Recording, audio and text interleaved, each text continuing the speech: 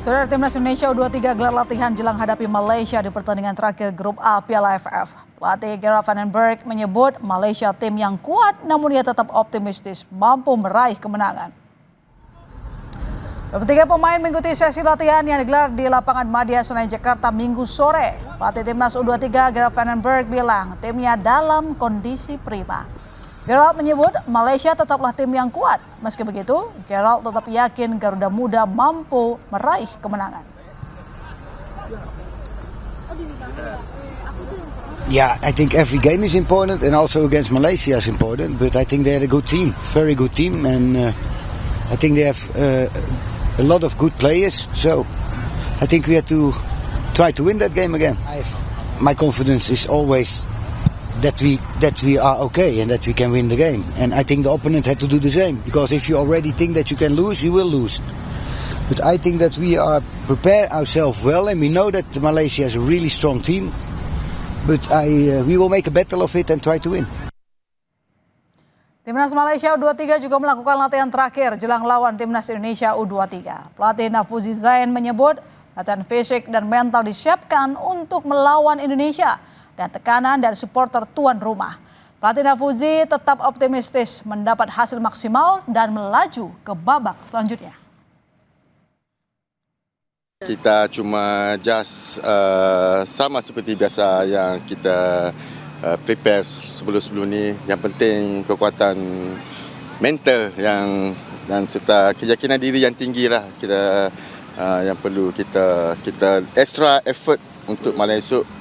Itu yang lebih penting. Kita tahu di hadapan fans sendiri Indonesia begitu garang, begitu kuat sekali. Jadi kita perlu bersedia menghadapi segala serangan daripada Indonesia. Timnas Indonesia U23 memimpin klasemen Grup A Piala AFF U23 dengan perolehan 6 poin. Meraih 2 kemenangan di 2 laga awal, Indonesia hanya butuh hasil imbang melawan Malaysia untuk lolos ke semifinal. Di posisi kedua dan ketiga ada Filipina dan Malaysia. Poin kedua tim sama, namun Malaysia kalah head to head dengan Filipina. Brunei Darussalam berada di peringkat 4 dan belum meraih poin. Masih ada kemungkinan tersingkir jika alami kekalahan. Apa saja yang harus diwaspadai Timnas U23 jelang lawan Malaysia? Kita ulas bersama analis sepak bola Wesley Hutagalung. Selamat malam Bung Wesley.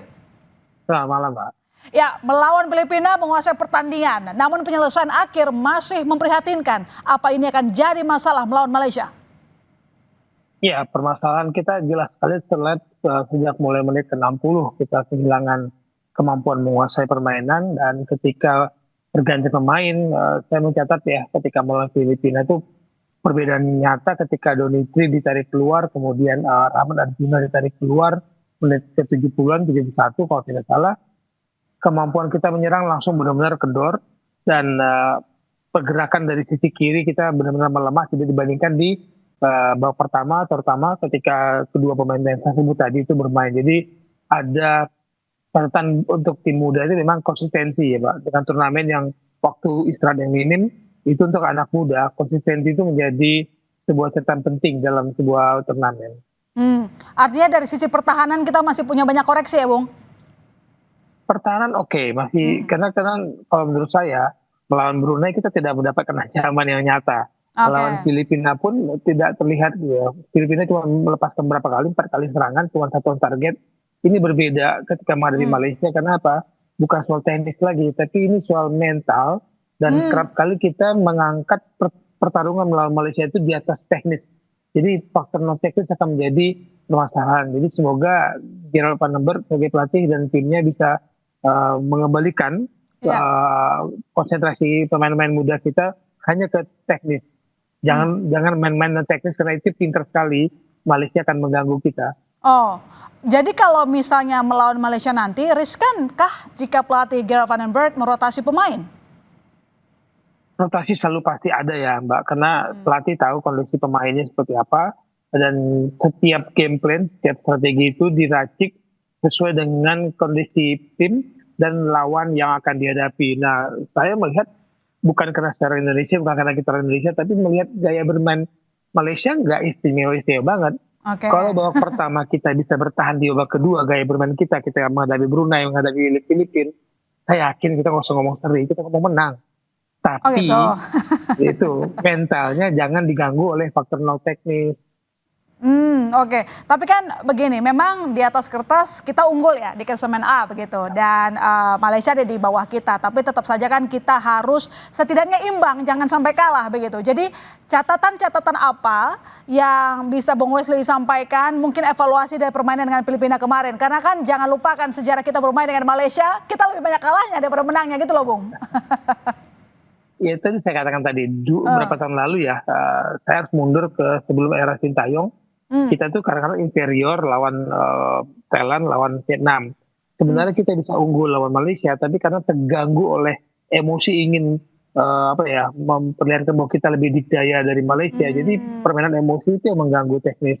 Nah, kalau saya lihat permainan kita di 2 pertandingan lawan Brunei dan lawan Filipina, pertama konsistensi tadi saya katakan, lalu yang kedua memasuki sepertiga permainan lawan, kita kehilangan sentuhan yang harusnya tidak boleh terjadi lagi, ketajaman kita di daerah lawan, karena kita sudah meracik permainan bagus dari bawah ke tengah. Ketika sepertiga kita oke, sepertiga tengah oke, sepertiga depan ini ketika di pertahanan lawan ini yang menjadi kelemahan kita di 2 pertandingan ya. Mbak Brunei jangan dihitung deh Mbak, Malaysia juga lawan Brunei jangan dihitung deh kemarin gitu, karena Brunei tidak memberikan ancaman nyata. Ujian kita lawan Filipina waktu Malaysia menang kalah 0-2 lawan Filipina, dan kita menang 1-0 lawan Filipina. Itu saja jadikan acuan saya tuh untuk menghadapi Malaysia nanti. Tapi punya PR soal mental lah kalau tadi saya dengarkan pernyataan dari Bung Wesley ya. Iya, karena kerap sekali anak muda kita ini kadang-kadang lupa bahwa mereka bermain untuk negara bukan untuk pribadi, dan mereka bermain sepak bola bukan bermain drama di lapangan karena dipancing. Karena orang Malaysia tahulah, orang Indonesia ketika dipancing emosi keluar, itu semua strategi, semua game plan hilang. Ya, buyar gitu ya, karena soal ego aja jadinya buyar. Padahal mungkin secara taktis kita lebih unggul. Lagi tadi seperti kita sebutkan bahwa di atas kertas kita unggul begitu kan. Kemudian secara pencapaian dalam pertandingan di klub A ini. Nah, tapi begini, apa kira-kira yang bisa kita evaluasi dari tipe permainan tim Malaysia dan strategi apa yang mungkin bisa diterapkan? Kalau Malaysia belajar dari 2 pertandingan ini ya, patokan saya hanya 2 pertandingan ketika mereka mengalahkan Brunei dan kalah 0-2 dari Filipina. Bahwa Malaysia bermain juga tidak terlalu organisasi rapi, pertahanan mereka juga banyak ruangnya. Terbukti kemarin Brunei masih bisa masuk, bahkan setengah 5 kali, 6 kali mereka berhasil masuk ya, Brunei masuk ke pertahanan Malaysia. Jadi ruang itu ada. Tinggal kalau kita ini rotasi yang dilakukan oleh Gerard van der Merwe ini di lini depan akan berisiko kalau dia tidak bermainkan Jens Reven sejak awal, karena Hoki Caraka kemarin masih belum menemukan sentuhannya dibandingkan dengan teman-temannya Ryan Hanan, Dimitri atau Gina. Ya, harus lebih kerjasama tim yang lebih kompak lagi begitu. Dan Bung Wesley, apakah ada pemain kunci Malaysia yang perlu diwaspadai oleh Garuda Muda? Karena kita tahu bahwa Malaysia maunya nanti ketika bertemu dengan Indonesia maunya bermain mati-matian, karena itu jadi tiket mereka untuk lolos gitu loh Bung. Pasti mereka mainnya juga habis-habisan lah. Bola itu bundar Bung. Hitungan saya sih jujur ya Mbak, nggak ada pemain Malaysia yang spesial di mata saya melihat permainan mereka. Oke. Nggak ada. Tapi kalau mereka bisa merusak emosi pemain kita, itu yang repot. Karena di sebelah grup ini kan Filipina oke lah, pasti menang lawan Brunei lah ya. Meskipun tidak mau mendahului Tuhan, tapi melihat permainan mereka Brunei dalam 2 pertandingan, oke. Jadi hitung-hitungannya itu memang kita harus hati-hati. Jangan sampai hitungannya kita hanya terhenti di nilai 6 dengan 2 kemenangan, kemudian tiba-tiba Filipina bisa meraih 3 poin, Malaysia bisa meraih poin, itu kan head to headnya itu hitung. Nah kita bahaya, jadi harus menang dan jangan ngomong seri, harus menang ini kita. Oke, kalau gitu prediksi berapa nih skornya? Kalau boleh saya berharap ya, memprediksi, saya ingin 2-0, jangan kebobolan karena pertahanan kita cukup bagus, Malaysia tidak terlalu istimewa menyerang. Ya. 2-0 lah. Oke, 2-0 dengan catatan tim kita mentalnya dijaga ya, jangan gampang diprovokasi begitu. Terima kasih Bung Wesley telah bergabung di Kompas Malam. Selamat malam. Baik, terima kasih, malam.